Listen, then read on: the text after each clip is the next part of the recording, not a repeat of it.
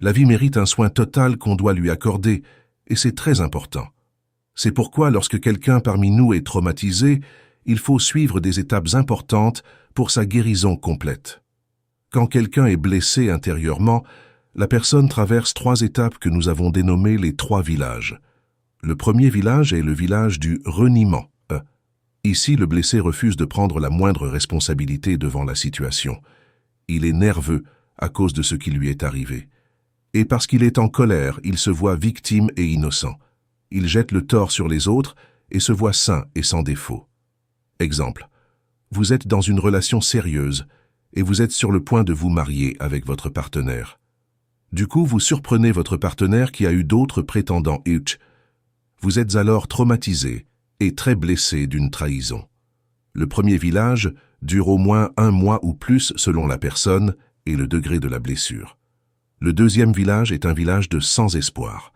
Dans ce village, le blessé perd tout espoir et pour lui, la situation ne changera plus.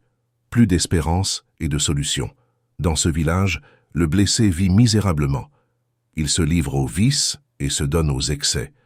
Il peut commencer par boire inévitablement. Il peut ne plus continuer à venir à l'église ou il peut travailler au-delà de ce qui est demandé. Le blessé peut rester dans ce village pendant 6 mois ou plus. Le troisième village est un village de nouveau commencement.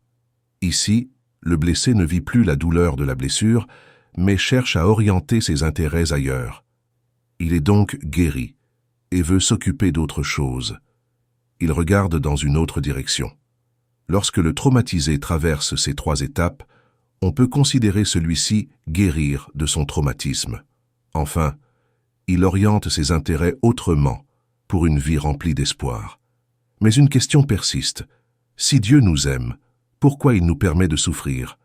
Laisse-moi vous dire que lorsque nous souffrons, ce n'est pas facile, je vous l'avoue. C'est très amer. Mais Dieu est Dieu. Il est toujours qui il est.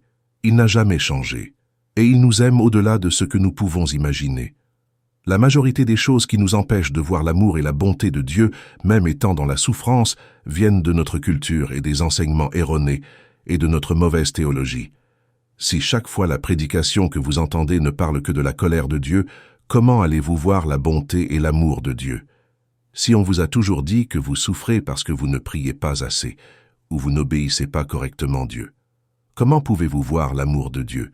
Ou peut-être que l'évangile que vous avez reçu et que quiconque croit en Jésus, Dieu a promis de le bénir et de lui faire prospérer. Voilà que depuis que vous avez cru, une malédiction vous suit. Vous ne pouvez pas voir l'amour de Dieu en face, même s'il est pourtant là. Si le christianisme est de chocolat et de la mayonnaise, alors Dieu n'aimait pas l'apôtre Paul. Regardons un peu ce qu'il a dit dans 2 Corinthiens chapitre 1, versets 8 à 10. Nous ne voulons pas, en effet, vous laisser ignorer, frères, au sujet de la tribulation qui nous est survenue en Asie, que nous avons été excessivement accablés, au-delà de nos forces, de telle sorte que nous désespérions même de conserver la vie. Et nous regardions, comme certains, notre arrêt de mort, afin de ne pas placer notre confiance en nous-mêmes, mais de la placer en Dieu, qui ressuscite les morts. C'est lui qui nous a délivrés, et qui nous délivrera d'une telle mort, lui de qui nous espérons qu'il nous délivrera encore. Amen. Si nous souffrons donc, Dieu le sait, et il est dans la souffrance avec nous. Que l'amour de Dieu se fasse voir davantage dans nos situations, au nom de Jésus. Amen.